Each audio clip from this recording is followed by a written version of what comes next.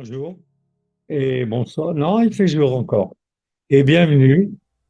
Donc, on continue notre périple sur euh, les grands apports métaphysiques des trois monothéismes. Cette fois-ci, peut-être qu'on sera au cœur d'un des apports les plus importants, c'est-à-dire la prophétie. Si on doit quelque chose, et une dette importante, euh, en tout cas au premier des monothéismes, au judaïsme, et ensuite au christianisme et à l'islam, c'est la prophétie. La loi n'est pas traitée de la même façon dans le judaïsme, où elle est très importante, que dans le christianisme, où elle joue aucun rôle, que dans l'islam, où elle joue un rôle complexe et pas très important, enfin compliqué. Alors que la prophétie, et on va en parler, on va dire pourquoi, euh, elle est quelque chose qui est né là, dans les trois monothéismes, pardon, et qui dure encore. C'est-à-dire que le fait d'annoncer qu'il y a parmi nous, ou nous-mêmes, des prophètes est quelque chose qui existe encore et qui est une source, on va dire, d'espérance pour aller vite. Et on va voir pourquoi et à quoi c'est dû. Alors, c'est pas les Juifs, les Hébreux, qui ont inventé la notion de prophète. Le prophète, c'est-à-dire celui qui voit ce que les autres ne voient pas, on l'a déjà en Mésopotamie, on l'a dans la civilisation euh, le long des fleuves du Tigre et de l'Euphrate. Et c'est des prophètes qui sont attachés au prince, à la cour. Et je peux vous lire une des prophéties. En fait, ce sont des oracles. Euh, Par exemple, là, un oracle d'un dénommé Kibri Dagan à Zimri Lin, ça a été retrouvé dans les documents cunéiformes de ce coin, et il lui dit, à mon Seigneur, dis ceci, ainsi parle Kibri Dagan, ton serviteur. Donc lui, c'est celui qui est chargé d'énoncer des oracles. J'ai fait prendre les présages, donc c'est des lecteurs de présages, pour son bien-être. Les présages sont favorables. Et donc, le cœur de mon Seigneur ne s'inquiète de rien. Donc, on sait à quoi servent ces présages. Ils partent en guerre avec des présages favorables. Évidemment, ils se prennent une tannée et après, ils se plaignent de leur prophète attaché à la cour. Et soit ils en changent, soit, comme ils n'ont pas la possibilité de faire ce travail eux-mêmes, les puissants, les rois, les princes, les empereurs, les gardent, mais rien ne se fait sans que ne soit prophétisé, c'est-à-dire vu en avant, ce que veut dire prophète, euh, ce qu'il y a lieu de faire. L'angoisse euh, de la connaissance de l'avenir est une angoisse générale, mais c'est pas celle qui a préoccupé principalement les trois monothéismes au départ. Après, oui, une fois que le judaïsme, enfin plutôt les juifs se seront installés, la question se posera pour le christianisme à partir des textes juifs, et la question se posera pour l'islam à partir des textes et juifs et chrétiens. Et on peut dire, pour simplifier l'affaire, qu'il y a deux types de prophètes. Et c'est important, c'est pas pour les classer. Il y a les prophètes qui sont à la cour et chargés de tenir un discours qui contrôle le roi. Et dans la Bible, on en a un, on en a très peu, c'est Nathan. Le prophète Nathan, c'est lui qui est chargé de, comment dirais-je, de contrôler le caractère éthique, le caractère moral du comportement du roi David. Le roi David était un osseur, quelqu'un qui était porté non seulement sur la Java, mais qui était un dragueur impénitent. Et le prophète Nathan va le, comment dirais-je, lui annoncer que vu son comportement, il n'aura pas, par exemple, le droit de construire le temple. C'est son fils qui construira le temple, son fils Salomon.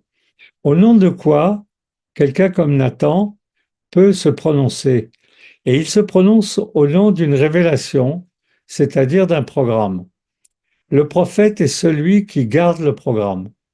Or, dans les temps qui sont ceux tourmentés des guerres, ou de l'ivresse du pouvoir pour les rois et les empereurs, ou de la pagaille qui résulte des changements à l'époque pas climatiques, mais des tremblements de terre et tout ce qui peut arriver, le programme fait place à un empirisme complet, total, sans que ceux qui sont censés se comporter moralement ne voient de raison de se comporter normalement.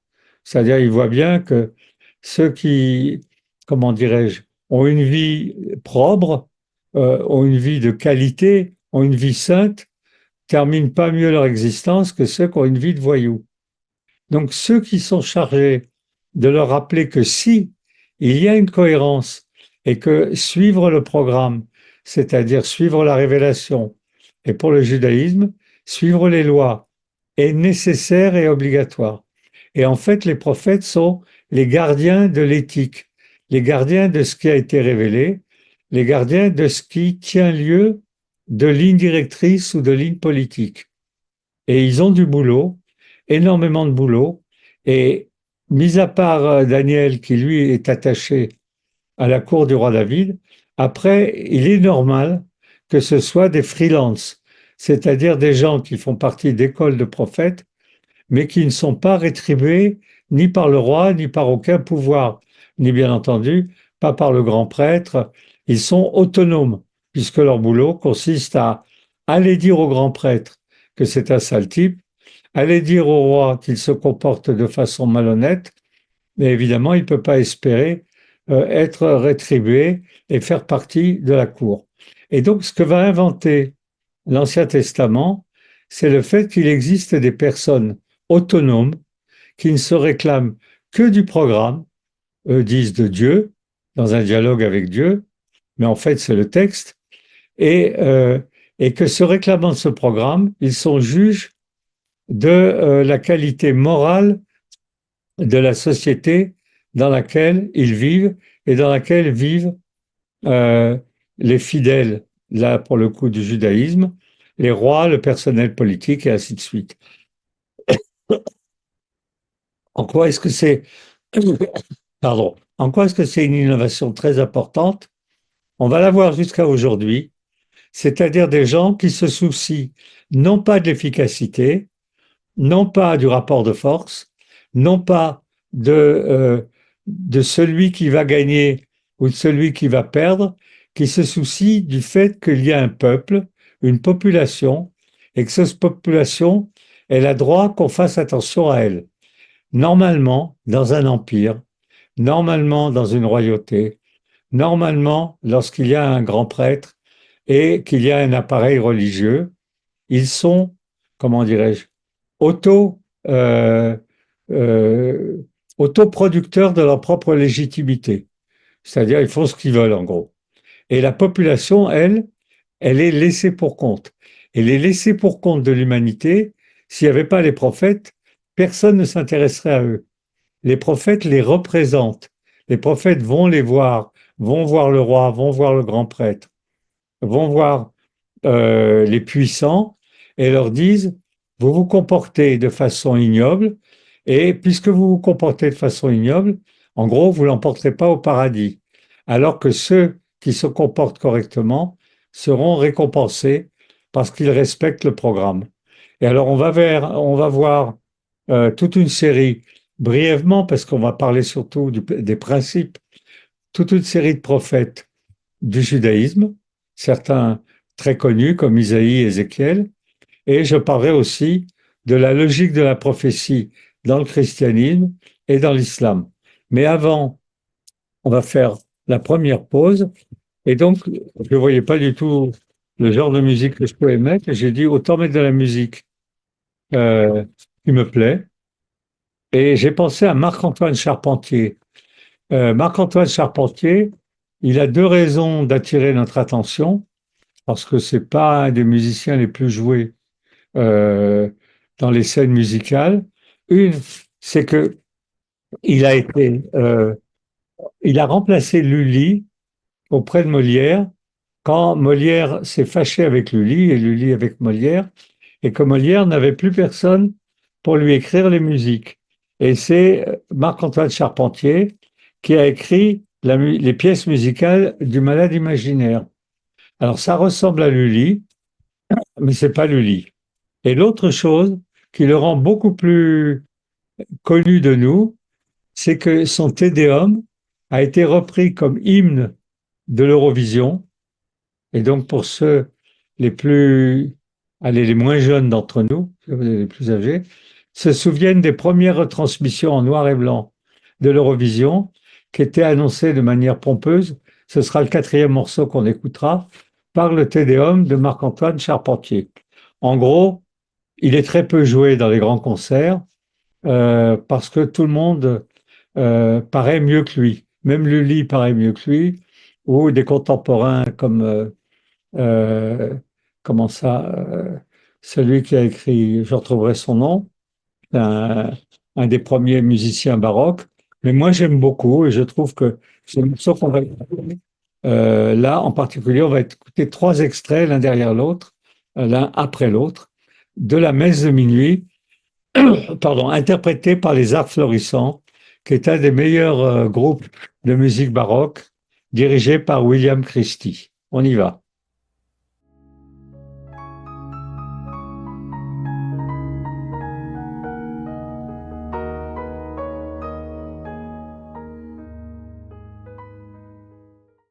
Et donc, on oublie Nathan, puisqu'il est un peu unique dans sa catégorie, dans la Bible, c'est un prophète de la cour royale attaché à la personne de David.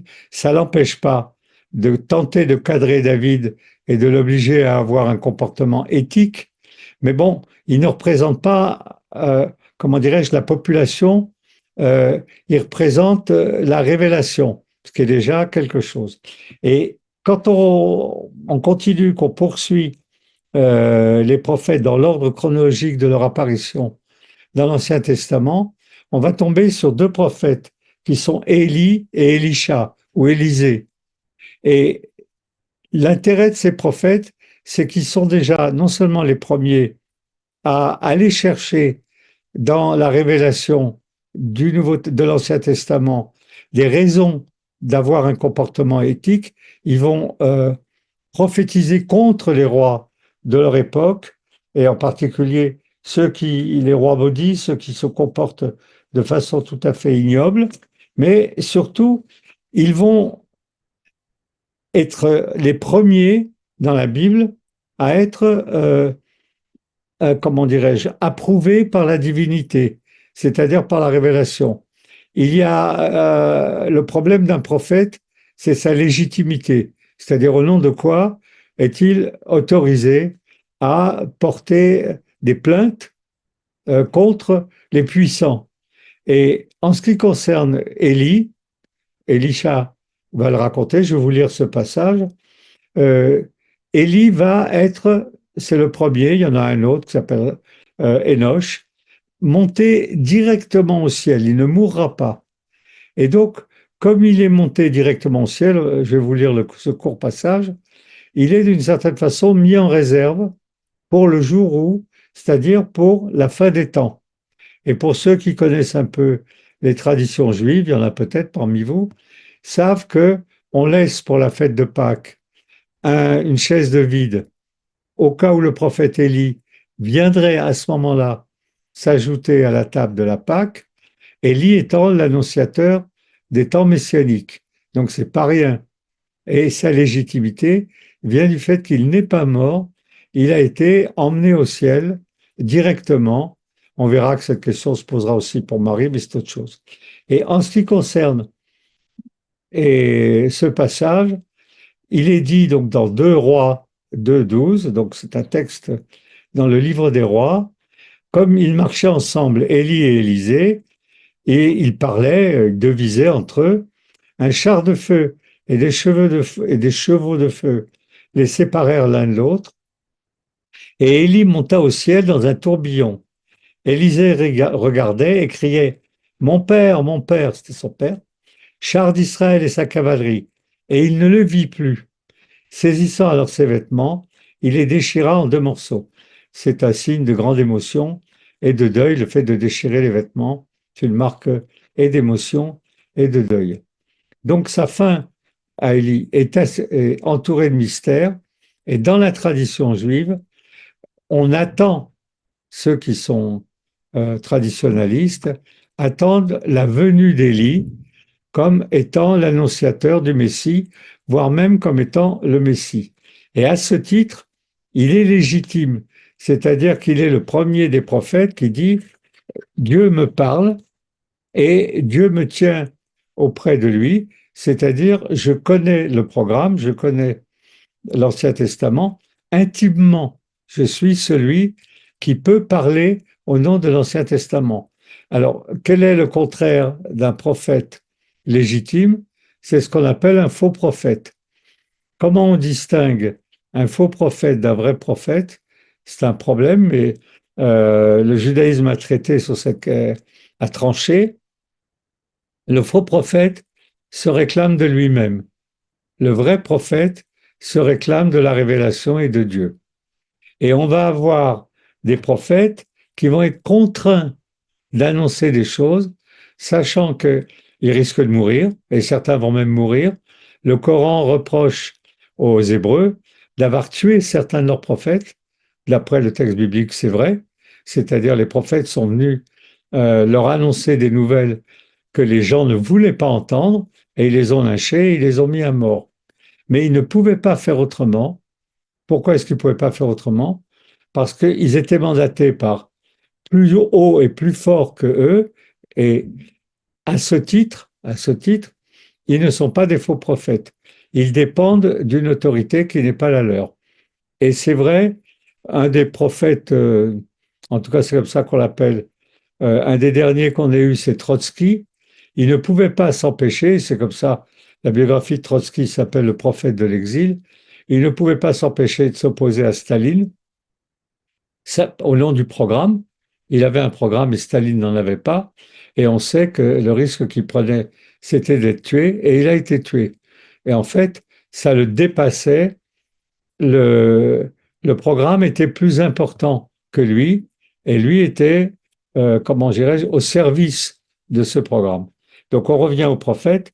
Donc le premier, c'est Élie, et je crois que c'est à Carpentras, que dans la synagogue de Carpentras, il y a un siège qui est à 3-4 mètres du sol, qui est dans le mur, et qui est destiné à recevoir le prophète Élie quand il viendra. Donc voilà pour ce prophète. Ensuite, les premiers prophètes, comment dirais-je, traditionnels de l'Ancien Testament, c'est le premier d'entre eux, c'est Amos. Alors, il ne faut pas se fier à la taille des textes dans l'Ancien Testament, dans la Bible hébraïque, parce que des fois, les textes sont pas très longs, mais c'est tout ce qui a été conservé. Mais certains prophètes sont très importants, avec des textes d'une dizaine de pages, et d'autres, au contraire, comme Isaïe ou Ézéchiel, bon, ils sont très importants, mais c'est beaucoup plus copieux. Et Amos, c'est un berger, donc d'un endroit qui s'appelle Tekoa, à côté de Jérusalem, et il a des visions au temps du roi Osias, qui est un roi de Juda, et au temps de Jéroboam, fils de Joas, roi d'Israël. C'est-à-dire qu'il va prophétiser sur les deux royaumes, 2 ans avant le tremblement de terre. Donc ça donne une date. C'est pas eux qui ont rédigé tous ces textes. C'est des écoles de prophétie qu'ils ont fondées qui font qu'à un moment ou à un autre, ces textes qui étaient transmis oralement vont finir par être écrits. Et il dit, de Sion, l'Éternel rugit, de Jérusalem, il fait entendre sa voix. Ça, c'est l'écriture biblique, à savoir que les choses sont répétées en général 2 fois. Les pâturages de bergers sont dans le deuil, et le sommet du Carmel est desséché. Et il dit, car le Seigneur ne fait rien sans avoir révélé son secret à ses serviteurs les prophètes. Donc, il a été briefé par Dieu, et le lion rugit, qui ne serait effrayé? Le Seigneur l'Éternel parle, qui ne prophétiserait pas? Faites retentir votre voix dans les palais d'Ashdod et dans les palais du pays d'Égypte, et dites, rassemblez-vous sur les montagnes de Samarie, et voyez quelle immense confusion au milieu d'elles, quelle violence dans son sein. Un truc à part, c'est le temple qui est à Samarie, à Shomron, et qui est concurrent du temple de Jérusalem. Et il annonce, les prophètes ne sont pas toujours des personnes qui annoncent des bonnes nouvelles, sont même au contraire des gens qui annoncent des mauvaises nouvelles. Il dit le jour de l'Éternel, ce qu'on va appeler le jour du Seigneur, que les chrétiens vont appeler le jour du Seigneur, n'est-il pas ténèbres et non lumière? N'est-il pas obscur et sans éclat? C'est-à-dire que la période de malheur a été prévue. Et alors, il va terminer, qu'est-ce qui est prévu? C'est de sortir de cette période de malheur. Comment? Si les gens se comportent correctement, si les rois se comportent correctement. Un autre prophète beaucoup moins connu, mais qui est un peu dans cette veine, c'est Joël. Et Joël, Yoël en hébreu, euh, il dit racontez ce qui s'est passé à vos enfants, que vos enfants les racontent à leurs enfants, et les enfants à la génération qui suivra. Donc il prophétise pour le peuple. Là encore, il faut garder ça présent à l'esprit. Euh, il tente de donner dans les périodes de désarroi des lignes directrices au peuple.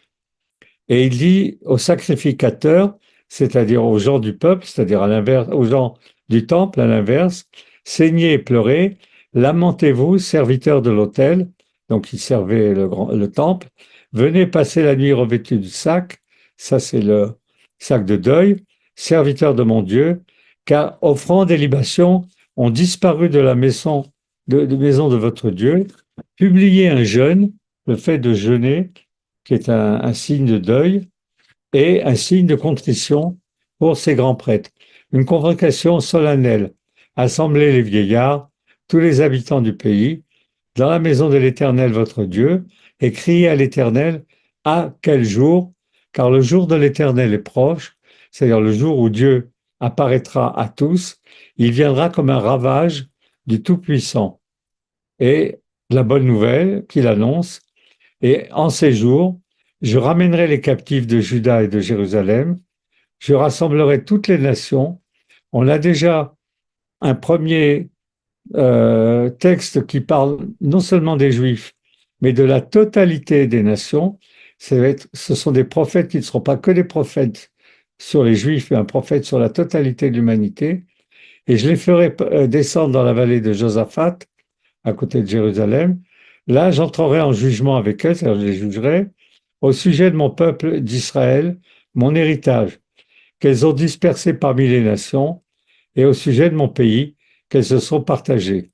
Donc préparez la guerre, réveillez les héros, qu'ils s'approchent, qu'ils montent, tous les hommes de guerre, et c'est là qu'il y a ce magnifique verset, de vos oyaux, donc vos charrues, forgez des épées et vos serpes des lances, que le faible dise, je suis fort. Donc, ils sont, ils sont censés stimuler et aider le peuple à reprendre courage et à prendre un combat, une guerre, avec Dieu à leur côté. C'est ce que le prophète vient leur annoncer. Donc, on se fait une deuxième pause. Toujours dans la messe de minuit, par les arts florissants, un deuxième extrait.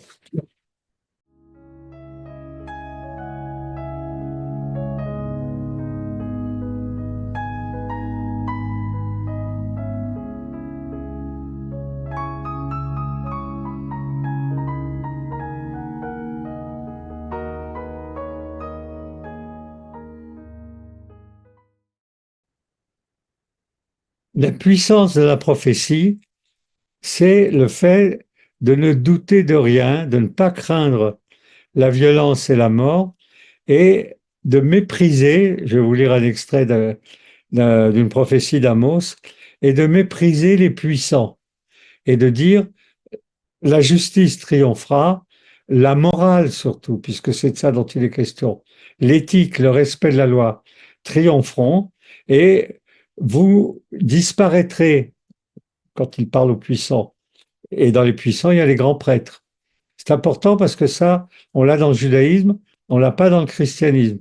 Évidemment, la critique prophétique euh, des papes, des prêtres, des évêques et tout ça n'existe pas. Elle est considérée comme une hérésie et ils seront pratiquement, quand il y en aura, les prophètes qui se promèneront dans les rues et qui attaqueront verbalement les évêques, les prêtres, les prophètes, les papes, ils seront mis à mort. Alors que dans le judaïsme, il y a eu quelques cas où ils ont été lynchés, surtout par le peuple, pas par les puissants, mais on estimait que le programme est plus important que le pouvoir. Et ça, c'est ce qui nous est resté. C'est-à-dire, on aime entendre des prophéties parce que d'un seul coup, lorsque cette prophétie s'exprime, soit dans les médias, dans un livre ou des choses de genre, on se dit il y a plus puissant que le pouvoir. Et le pouvoir est perçu comme erratique et cynique. Et donc voilà ce que dit Amos, je hais, je méprise vos fêtes, il parle aux grands prêtres, je ne puis sortir vos assemblées quand vous me présentez des holocaustes, c'est-à-dire des viandes qui sont mises à brûler dans le temple, et des offrandes, je n'y prends aucun plaisir. Pratiquement tout le texte biblique repose sur le fait que holocauste signifie des fumées qui montent au ciel et elles sont agréables aux narines de Dieu, disent certains textes. Et le prophète dit, pas du tout. Dieu se moque totalement de ces holocaustes et de vos offrandes. Je n'y prends aucun plaisir. Et les veaux engraissés que vous sacrifiez en action de grâce, je ne les regarde pas. Éloigne de moi le bruit de tes cantiques. Je n'écoute pas le son de tes luttes, mais que la droiture soit comme un courant d'eau, et la justice comme un courant que jamais ne tarit. M'avez-vous fait des sacrifices et des offrandes pendant les 40 années dans le désert, maison d'Israël? Il y a un culte de la période où Israël était dans le désert, c'est-à-dire dans le dénuement, et guidé seulement par une sorte de foi et d'espérance, et pas par la vie terrestre, avec les biens que ça implique, et avec un appareil de pouvoir et un appareil religieux dont Dieu, dit le prophète, n'en veut pas.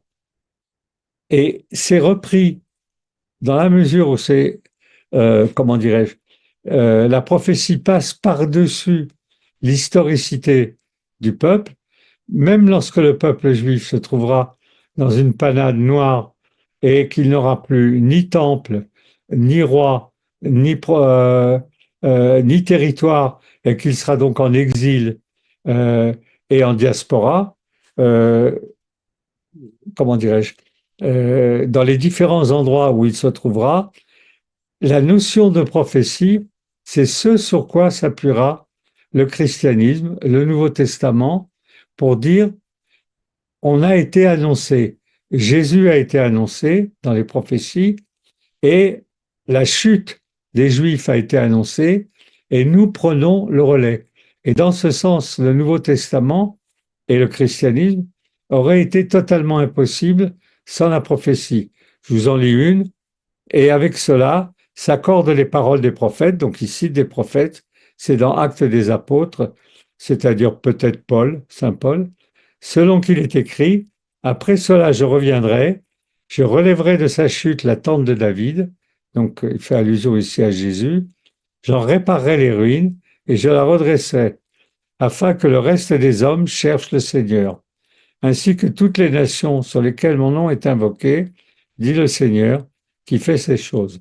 Donc il y a, c'est pas notre sujet, mais il y a énormément de références à la prophétie, au point même qu'il existe une hypothèse que je vous livre et que je trouve particulièrement intéressante parmi les hypothèses qui veulent que Jésus n'ait jamais existé. C'est-à-dire que c'est pas un quidam qu'on a glorifié par la suite et à qui on a prêté toutes sortes de qualités, donc quelque chose de tout à fait étonnant et qui est passé inaperçu quand au moment de son existence terrestre, entre guillemets, c'est sa résurrection. Parce que si une résurrection, pour que ça passe inaperçu, c'est quelque chose. Et donc, il y a des thèses qui disent c'est une catégorie, c'est une figure littéraire. À savoir que chaque fois qu'il y a un passage prophétique dans l'Ancien Testament qui annonce des comportements, qui annonce la venue de quelqu'un qui va sauver son peuple, qui annonce, on va le voir pour Isaïe, le fait qu'il va souffrir et mourir au bois, c'est-à-dire en croix, entre guillemets. À chaque fois, un récit va venir et c'est la thèse qu'on appelle la thèse mythiste, et ce récit va construire le Nouveau Testament comme réponse et écho aux prophéties de l'Ancien.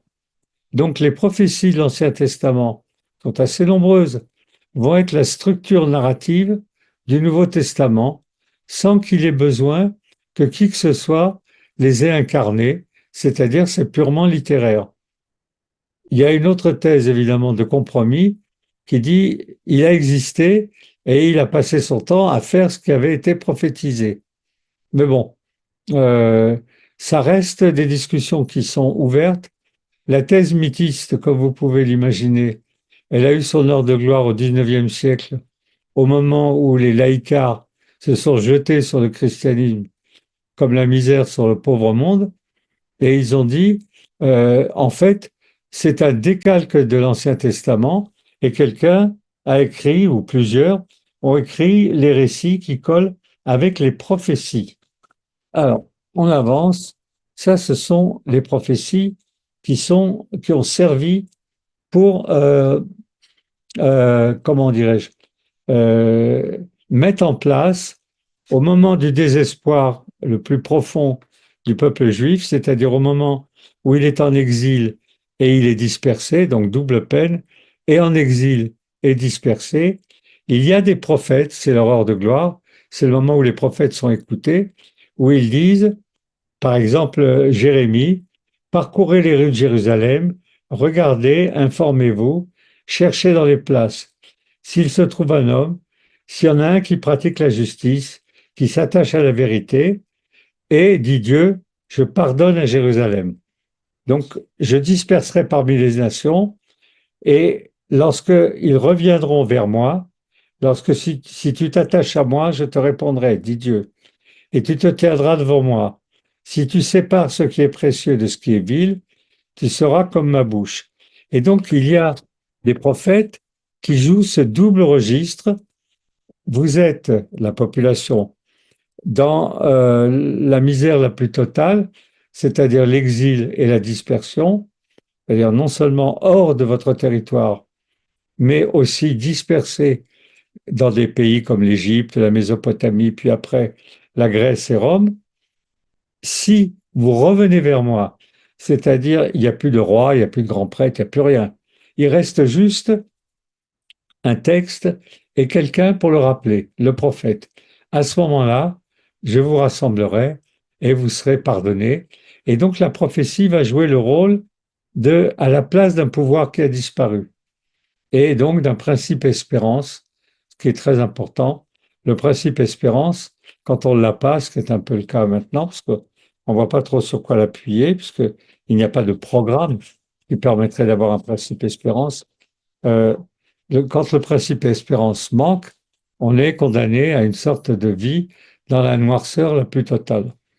Donc Jérémie est un de ces prophètes, il va beaucoup se plaindre, mais il va aussi dire, tu vas être, comment dirais-je, sauvé, parlant à son peuple, si tu reviens vers Dieu, si tu reviens vers les différentes choses que je te demande de faire.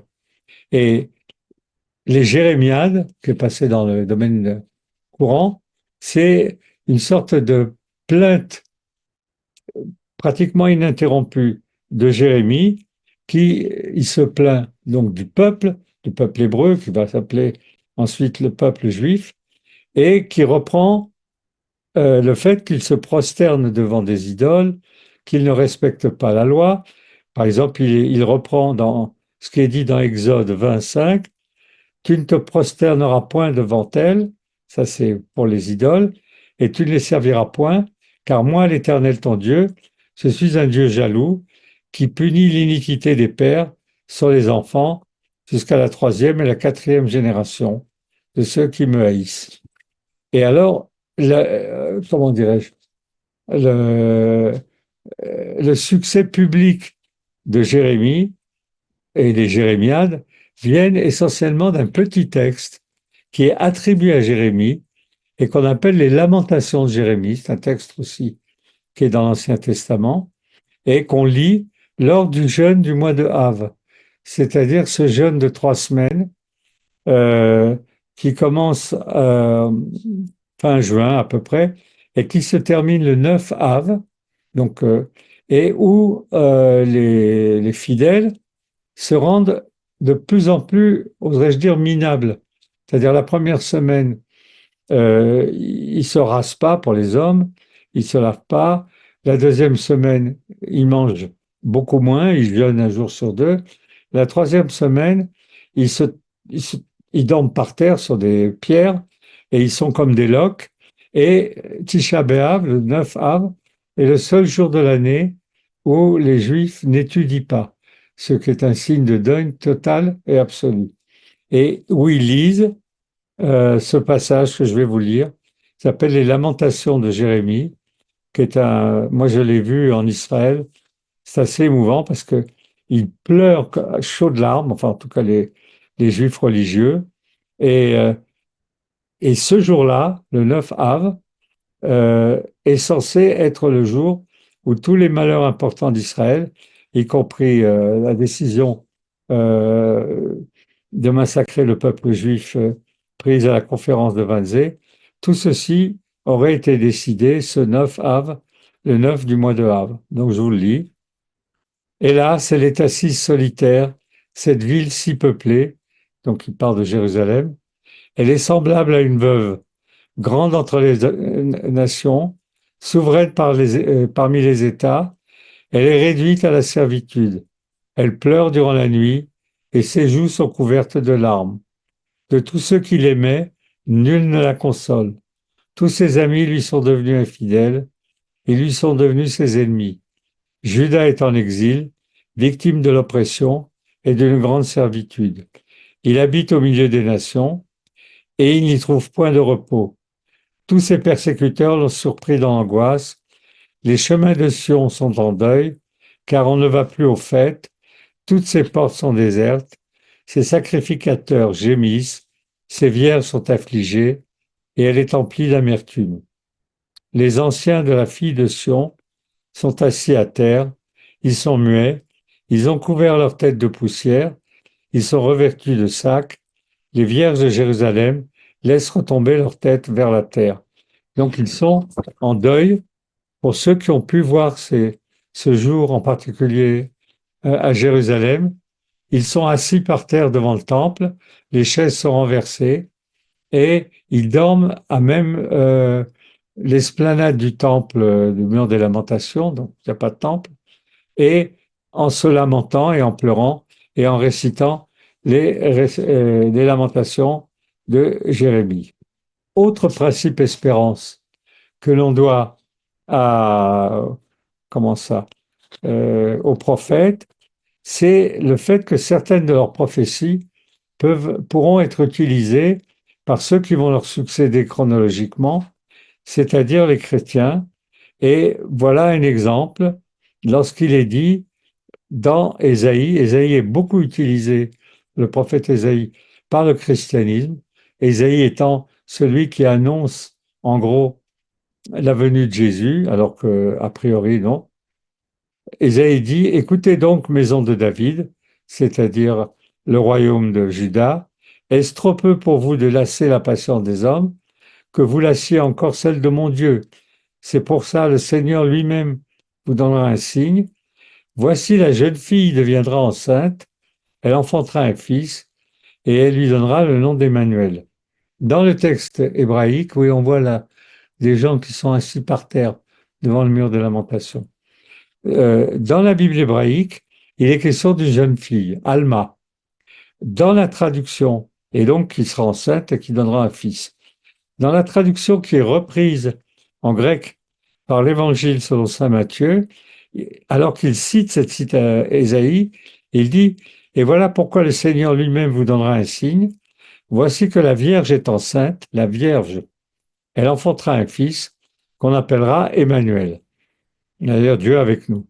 Donc, il passe de jeune fille à vierge dans la traduction. Évidemment, on peut imaginer qu'une jeune fille est vierge, mais c'est pas ce que dit le texte. Et un peu plus loin, le texte dit, toujours dans Isaïe, puis un rameau sortira du tronc d'Isaïe. Isaïe, c'est le père de David, donc c'est la généalogie des rois d'Israël. un rameau sortira de cette descendance, et un rejeton naîtra de ses racines.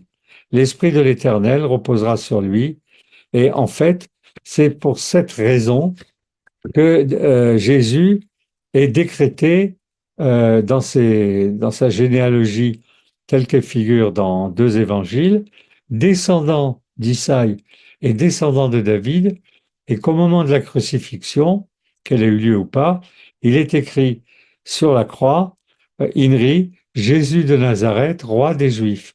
À savoir que c'est à ce titre de blasphème qu'il a été crucifié. Il a été crucifié parce que il se prétend roi des Juifs, descendant de David, et donc le Messie que tout le monde attend, puisque les Juifs traditionalistes et même les autres attendent un Messie qui descendra du roi David. Donc voilà ce qu'on peut dire. On peut dire aussi dans Ésaïe, vers la fin, il y a plusieurs Ésaïes qui sont regroupés dans le même texte, et les étrangers s'attacheront à l'Éternel pour le servir. Donc, qui va faire la gloire des, euh, des prophètes, c'est qu'au début, ils ne prophétisent que pour les Juifs, mais progressivement, ils vont finir par prophétiser sur la totalité des peuples, sur l'humanité. Pourquoi? Parce que il est question d'annoncer des événements qui sont des événements de toute première grandeur et surtout des événements apocalyptiques, à savoir que le retour des enfants de Sion à Sion, d'exil et de dispersion ne vient pas. Par contre, prédire des apocalypses, c'est-à-dire prédire des moments qui ressemblent à la fin des temps, paraît possible. Et c'est ce qui va se passer avec les prophéties d'Ézéchiel, qui est un prophète qui est à Babylone. Il va essayer de faire rentrer certains des Juifs qui sont en exil à Babylone, de les faire rentrer à Jérusalem, mais il décrit la manière dont il a été saisi pour ce faire, pour se rendre légitime. Il décrit la manière dont la parole de Dieu lui est tombée dessus. Il vient un vent impétueux, une grosse nuée, et apparaissent quatre animaux dont chacun avait une ressemblance humaine, et tel l'arc qui est dans la nuée un jour de pluie, était l'aspect d'une grande lumière éclatante, et j'entendis une voix, donc c'est une épiphanie sonore, de quelqu'un qui me dit, Fils de l'homme, tiens-toi sur tes pieds et je te parlerai. Dès qu'il m'eut adressé ces mots, l'Esprit entra en moi et me fit tenir sur mes pieds, et j'entendis celui qui me parlait. Et il me dit, Fils de l'homme, je t'envoie vers les enfants d'Israël, vers ces peuples rebelles, qui se sont révoltés contre moi. Eux, leurs pères ont péché contre moi. Et toi, fils de l'homme, écoute ce que je vais te dire. Ne sois pas rebelle comme cette famille de rebelles. Donc, il a été choisi à son corps défendant.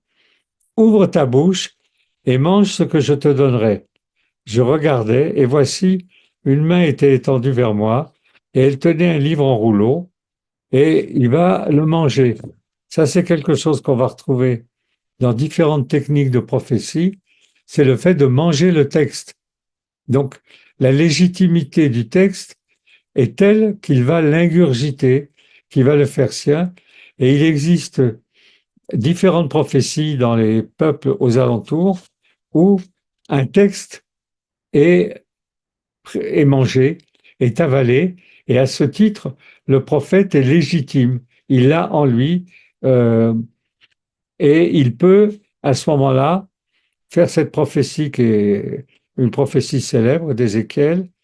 L'Éternel me transporta en esprit, il me dépose au milieu d'une vallée emplie d'ossements, et il passe au milieu de ces ossements, et il dit, ossements desséchés, écoutez la parole de l'Éternel, ainsi parle le Seigneur, voici je vais faire entrer en vous en esprit, et vous vivrez. Je vous donnerai des nerfs, je ferai croître sur vous de la chair, je vous couvrirai de peau, je mettrai en vous un esprit, et vous vivrez. C'est là-dessus que s'appuie le thème de la résurrection possible de Jésus. Ils disent, il y a déjà eu une résurrection au temps d'Ézéchiel. Évidemment, c'est un détournement de citation, parce que la prophétie d'Ézéchiel, elle est sur le fait que le peuple juif va un jour ressusciter. C'est pas une résurrection physique qui va avoir lieu du temps d'Ézéchiel. Mais quand c'est repris dans le Nouveau Testament, il est dit, je ressusciterai, Jésus parle, au bout du troisième jour, comme ont ressuscité les enfants d'Israël, tel que annoncé par Ézéchiel. Après, il y a toutes sortes d'autres prophètes. On va avancer un peu. Il y a Michée, qui est un prophète peu connu, mais moi je trouve très intéressant, où il dit, il arrivera dans la suite des temps, il prophétise pour la fin des temps. Et donc, il est le prophète qui annonce comment tout ça va finir, que la montagne de la maison de l'Éternel sera fondée sur le sommet des montagnes, donc Jérusalem, qu'elle s'élèvera par-dessus les collines, et voilà ce qui est important, et que les peuples y afflueront. Des nations s'y rendront en foule et diront, venons et montons à la montagne de l'Éternel, à la maison du Dieu de Jacob, afin qu'il nous enseigne ses voies. C'est la manière la plus claire de dire quelque chose que les gens ne comprennent pas bien. Il n'y a pas de prosélytisme stricto sensu dans le judaïsme. Il y a la fabrication, comme dans un laboratoire, d'un modèle. Lorsqu'il est question du peuple élu, en fait, il est question d'un peuple de techniciens, Am Kohanim, tel qu'il est dit dans le texte. Et ces techniciens, qui sont en haut de la colline à Jérusalem, ont mis en place un modèle. Et quand ce modèle sera au point, les peuples monteront à Jérusalem et ils diront, venons, montons, et qu'on nous enseigne les voies. Pardon. Donc la question n'est pas que les autres peuples se convertissent au judaïsme, mais que les peuples voient comment ce modèle, cet atelier, ce laboratoire a mis en place un certain nombre de techniques et que ces techniques doivent leur servir de modèle pour leur propre avenir. J'ai coutume de dire, il est hors de question, puisque c'est un peuple de techniciens, et qui doit mettre en place un modèle qui est assez compliqué à mettre en place, qui est celui de la révélation faite aux Hébreux dans le Sinaï, il est hors de question, alors qu'ils n'y arrivent déjà pas à eux-mêmes, qu'une foule de bras cassés vienne s'ajouter à eux. Ceux qui viennent voir et tentent de faire pareil avec leur culture, avec leur religion, avec leur pouvoir. Et dans Michée également, il est question d'une prophétie qui va être reprise dans le Nouveau Testament.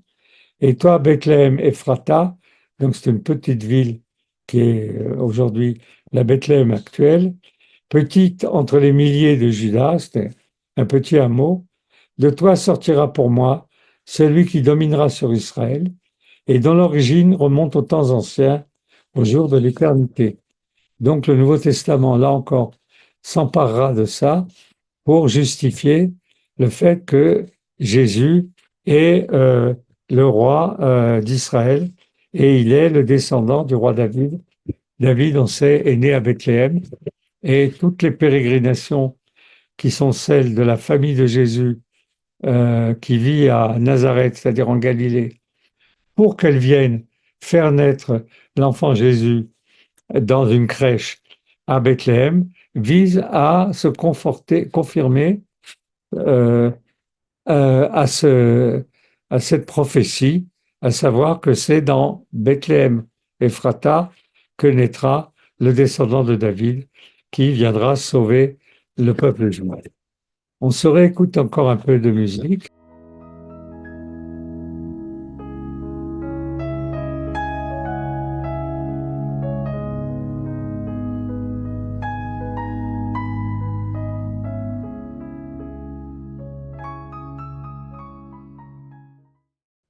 Donc la figure de la prophétie, on le sait, va être reprise très largement dans le Nouveau Testament.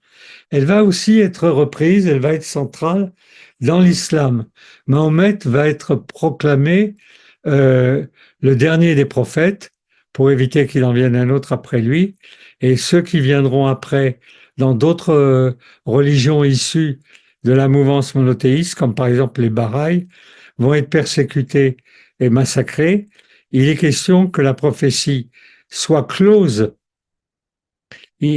avec Mahomet, mais en même temps, il va se réclamer parce qu'il reçoit les instructions de Dieu. Pendant 22 ans, il va recevoir les versets coraniques et à ce titre, il agit comme un prophète, c'est-à-dire que sa légitimité ne vient pas de lui, c'est ce que dit le Coran, mais du fait qu'il y a un texte, un programme, et Dieu sait si c'est un programme, le Coran, pas facile à déchiffrer, pas facile à mettre en œuvre, mais c'est un programme dans la mesure où il ne peut être ni modifié, ni interprété, il est tel que, et le prophète de l'islam, Mahomet, est celui qui est chargé de le transmettre.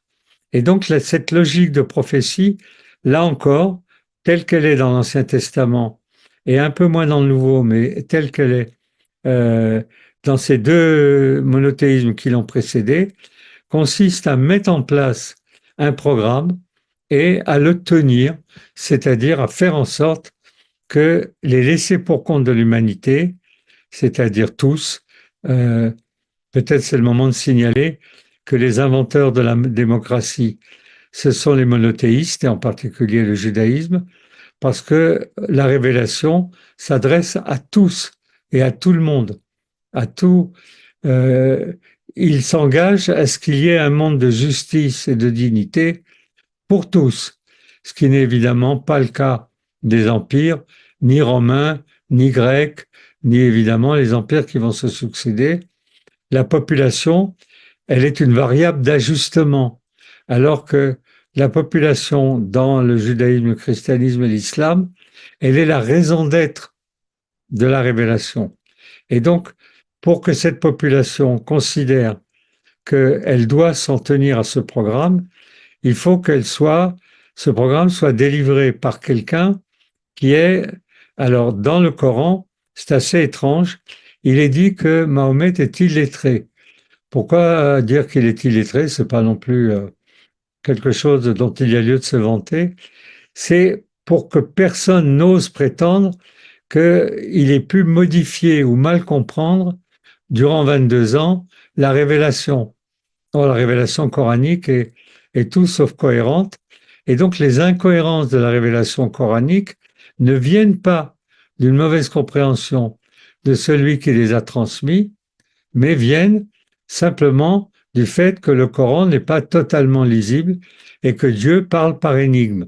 Mais le programme est là et le programme ne dépend pas de quelqu'un qui n'en a été que le transmetteur. Et le, le statut de Mahomet dans l'islam est assez complexe. On sait que maintenant, toutes les caricatures de Mahomet nous amènent pratiquement à être à la potence, à être massacrés. Normalement, c'est un prophète dans le sens le plus simple du terme, c'est-à-dire selon l'Ancien Testament, pas le Nouveau, c'est-à-dire Mahomet est un kidam, comme étaient les prophètes de l'Ancien Testament. Un est un berger, l'autre est comment dirais-je, un prêtre, pas un grand prêtre, mais un prêtre.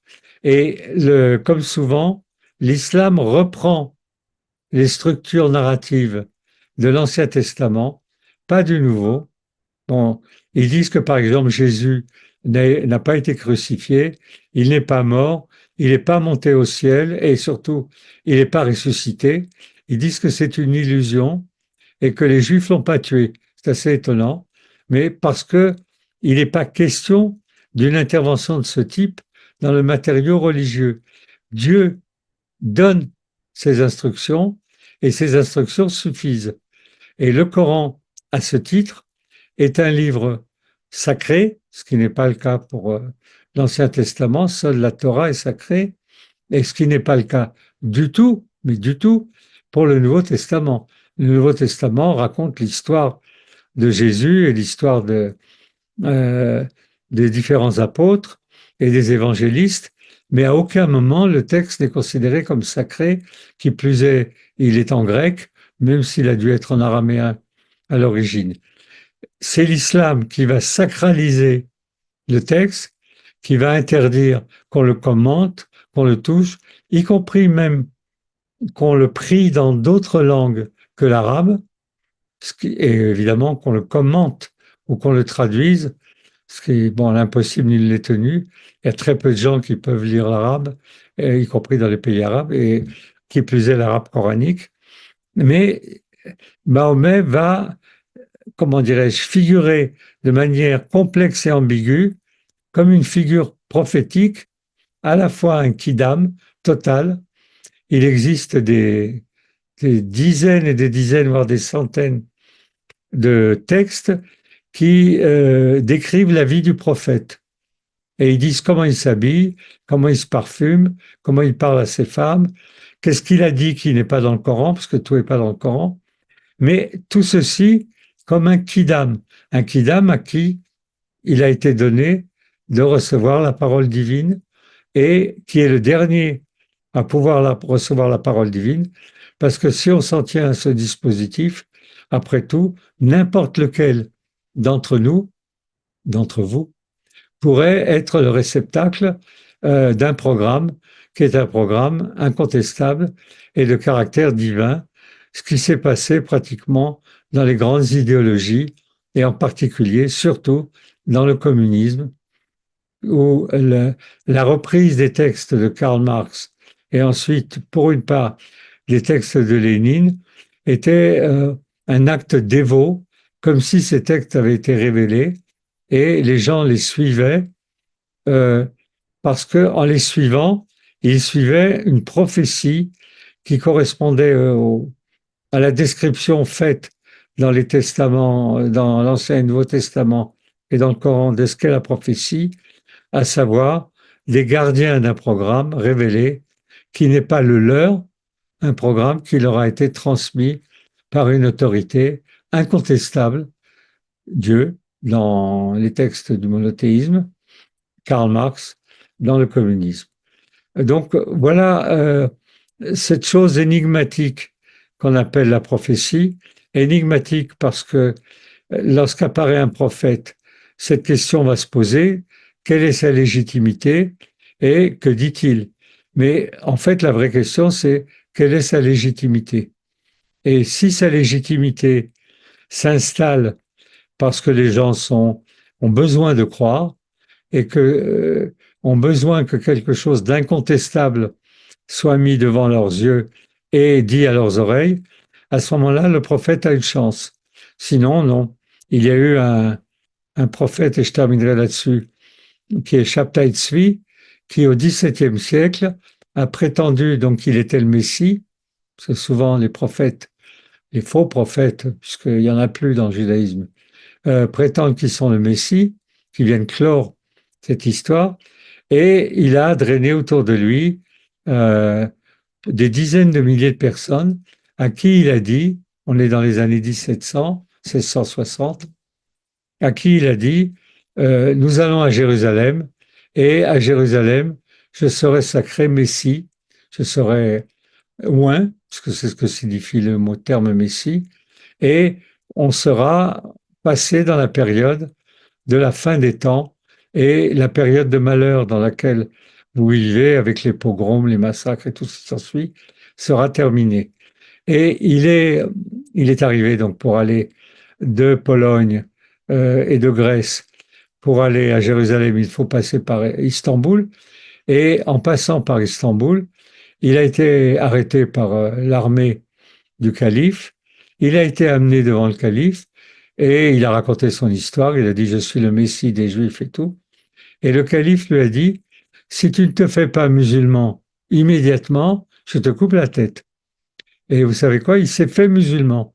Et donc, dans la mesure où on considérait, ses fidèles considéraient que il parlait au nom de quelque chose qui était plus grand que lui, ses actes étaient aussi faits au nom de quelque chose de plus grand que lui. Et une partie non négligeable de ceux qui l'avaient suivi jusque-là se sont faits musulmans et on les a progressivement, ils sont devenus une communauté musulmane particulière, puisque venus du judaïsme, on appelle les Dounmés, et qui ont donc, il en reste encore un peu en Turquie, ils ont fini par disparaître progressivement. Et le volet chrétien, d'un dénommé Jacob Frank, qu'on appelle les franquistes, ont fait pareil, à savoir, ils ont dit qu'est-ce qui est le pire, c'est pas de se faire musulman, c'est de se faire chrétien, puisqu'ils étaient en terre chrétienne. Et beaucoup de juifs, de nombreux juifs se sont convertis au christianisme comme franquistes, pas uniquement pour disparaître en tant que juifs. Et par exemple, il y a deux députés de Nancy, de Metz et Nancy, donc qui à l'époque était un territoire français avant la Révolution française, parce que il faisait partie du Royaume de France, qui étaient donc franquistes, ont voté la mort du roi pour accélérer le chaos et correspondre à ce que disaient deux citations, et j'en termine avec ça. Une des psaumes qui dit du fond de l'abîme, je t'invoque, ô Éternel, où ils disent il faut être au fond de l'abîme pour pouvoir espérer sortir de, de cette nuit et de ces temps de malheur. Et quelqu'un dont on ne sait pas à quel point il connaissait la Bible, mais il connaissait bien les mécanismes de la prophétie, qui est Karl Marx, qui écrit dans un de ses ouvrages sur Napoléon III, il dit plutôt une fin effroyable qu'un effroi sans fin. Et c'est ce qui permet de temps en temps la venue d'un prophète qui dit plutôt une apocalypse, une fin effroyable, qu'un effroi sans fin.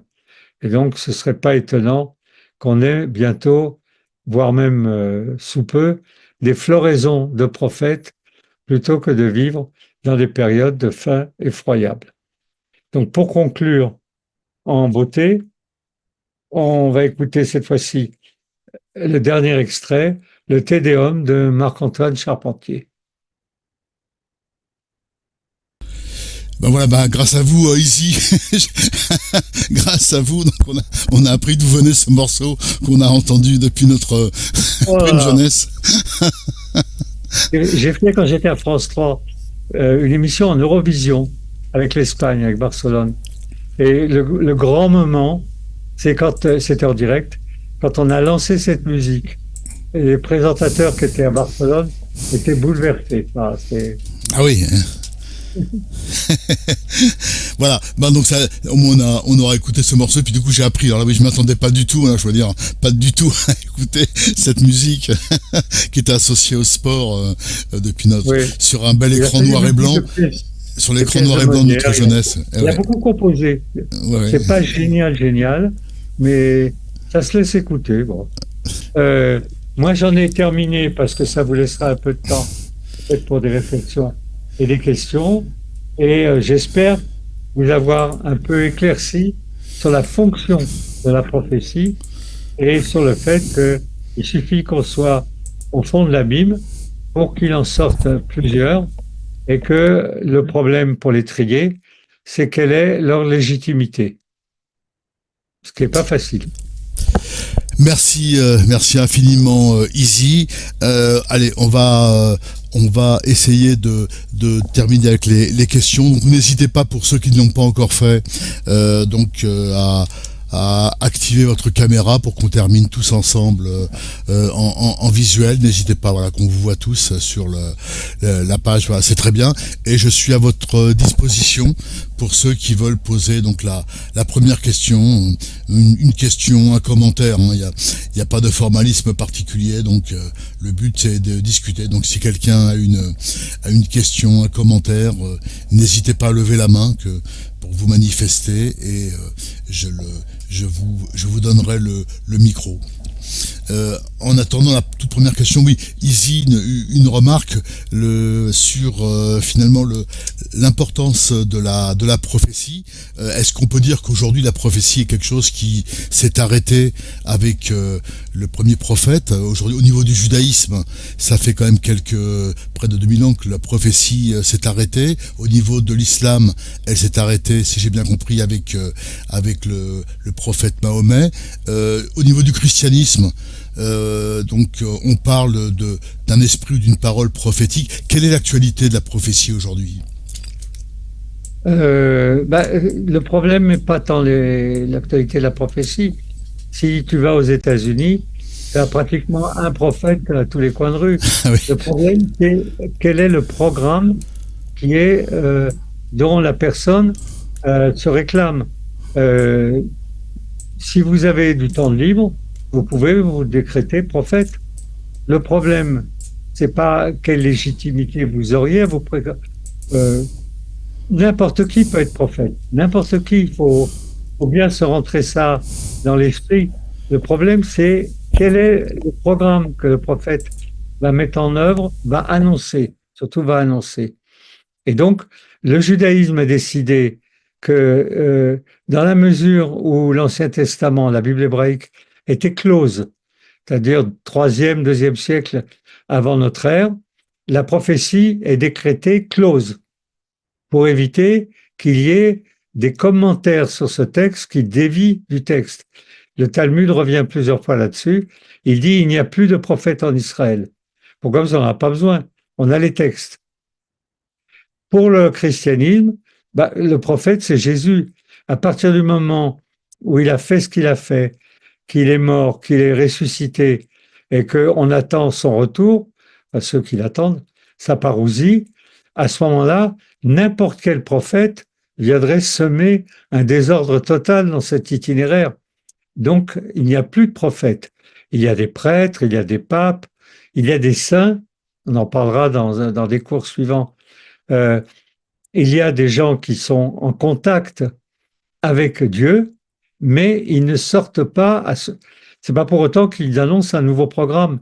Lorsque le christianisme est spécialiste des saintes plutôt que des saints, ils ont des saints, mais ils ont surtout des saintes. Et ces saintes, ce qui les caractérise, c'est l'amour qu'elles portent à Jésus, pas le fait que Jésus a dit ceci et elles disent le contraire. Il n'y a pas de discussion sur le contenu. Il y a un rapport charnel, on va dire, avec Jésus ou avec Dieu. Donc il n'y a pas de prophétie, il y a de la sainteté, il y a de la mystique. Et quant à l'islam, on les connaît maintenant. J'aurais fait ce cours, je l'ai fait d'ailleurs, il y a une dizaine d'années. Ce que je dis aurait été totalement incompréhensible. Là, je trouve que c'est un peu plus clair. Il est hors de question que quoi que ce soit se produise en dehors et au-delà de Mahomet. Le Coran est clos totalement. Mahomet a reçu une révélation qui est close. Elle a duré ce qu'elle a duré, 22 ans. Et donc, il n'y a pas d'autre programme que le livre. Et donc, il n'existe pas de prophète possible. Il y a des mystiques, pas beaucoup. Ils se sont fait massacrer la plupart du temps parce qu'ils prétendaient qu'ils avaient parlé à Dieu. Or, dans l'islam, personne ne peut parler à Dieu. Mais un mystique et un prophète, c'est deux choses différentes. Un prophète peut être tout à fait rationnel, si tant est qu'un prophète peut être rationnel. C'est-à-dire, il est arrivé à la conclusion qu'il voit de quoi il retourne et il va l'annoncer. Et en annonçant de quoi il retourne, il explique comment les choses vont évoluer, comment elles vont finir. Et quand on est dans une période de désarroi et de pagaille totale, il y a beaucoup de gens pour le croire, parce qu'ils disent, voilà enfin quelqu'un qui sait de quoi il parle. La prophétie repose sur un savoir. Et donc, est-ce qu'il va y en avoir? On aimerait, moi je vous dis franchement, plutôt que la pagaille actuelle, on aimerait qu'il y ait quelqu'un qui sache de quoi il retourne et qui tienne bon. Mais où est-ce qu'il irait chercher le programme de on sait de quoi il retourne? Pas le capitalisme qui ressemble à peu près à un truc de voyou erratique, pas le communisme dont on sait comment il a terminé. Il reste les trois monothéismes qui, eux, représentent, surtout l'islam, un principe de certitude. parce qu'il y a un livre et que les gens disent nous sommes regroupés autour de la lecture de ce livre, le Coran, et à ce moment-là, ce principe de certitude va aller s'étendre. Bon, c'est pas l'objet de mon cours. On n'en a pas fini avec l'islam. Parce que, justement, le principe de certitude permet de s'étendre, mais pas besoin de prophétiser. Merci Izzy. Alors, est-ce qu'il y a maintenant d'autres questions ou remarques? Donc je me tourne vers vous, donc n'hésitez pas avant qu'on termine l'émission ensemble, n'hésitez pas à nous faire part de questions, de remarques, je suis à votre disposition. Alors qui c'est qui veut se lancer pour une remarque, une question, une précision, n'hésitez pas, n'hésitez pas, sinon on va clore ensemble et parler du programme. Une anecdote très brève. Oui. En Iran, un médecin, au 19e siècle, donc c'est pas vieux, à peu près 150 ans maintenant, a créé une nouvelle religion, qui est un mix entre le judaïsme, le christianisme et l'islam. C'est la religion Baha'i. Et cette religion est, je ne sais pas combien de temps on lui a laissé s'installer dans un pays chiite musulman ou musulman chiite, mais assez vite ils ont été massacrés. Et donc ils ont fini par partir de là. Il en reste des Baha'i, mais ils sont sujets à des massacres très réguliers et ils sont réfugiés. Leur siège central est à Haïfa, en Israël. Pourquoi? Qu'est-ce que leur reprochent les chiites, les musulmans? Mais on n'invente pas une nouvelle religion, c'est-à-dire on n'invente pas un nouveau texte, fait à partir des morceaux des autres textes. Et c'est non seulement interdit, mais c'est la peine de mort. Et donc régulièrement, il les massacre. Donc il n'y a pas pour l'instant, de prophète qui est tenu plus d'une semaine. Merci Izzy. Alors, est-ce qu'on peut avoir une question, une remarque avant qu'on clôture cette conférence? Non, écoutez, alors on va passer Izzy, là, on va vous remercier Izzy pour cet exposé, toujours remarquable, et on va dire un petit mot sur le programme, sous le contrôle de Anne qui est là. Hop. Alors pour le programme, donc on se retrouve avec Izzy le 5 mars pour parler des lois de la guerre. Si vous voulez en dire un petit mot d'introduction, Izzy. Oui, je vais dire juste un titre. Les trois monothéismes, qui sont des principes moraux et éthiques, ont dû gouverner. C'est-à-dire qu'ils se sont trouvés avec un problème que la morale ne suffisait pas à traiter. Et donc, ils ont énoncé le judaïsme, le christianisme assez tard, avec saint Augustin, et l'islam, dès le Coran, les lois de la guerre. On s'intéressera à ces lois de la guerre. Après, on s'intéressera un peu au fait qu'elles sont mises en œuvre ou pas. Merci Izzy. Alors, je clôt l'écran.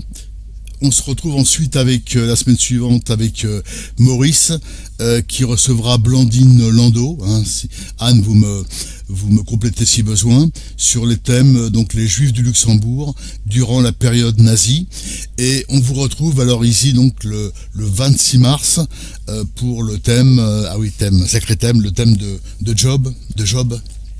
Oui, la question du mal, M-A-L, telle qu'elle a été traitée dans le judaïsme, c'est le mal. Le judaïsme dit toujours, faut finir vos phrases.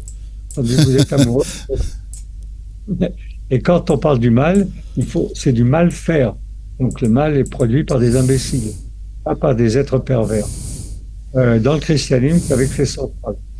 Sans la question du mal, il n'y a pratiquement pas de christianisme. Et dans l'islam, ça n'existe pas du tout. Donc on verra, il n'y a que licite et illicite, il n'y a pas de mal. Donc on verra ça, et à travers le texte de Job.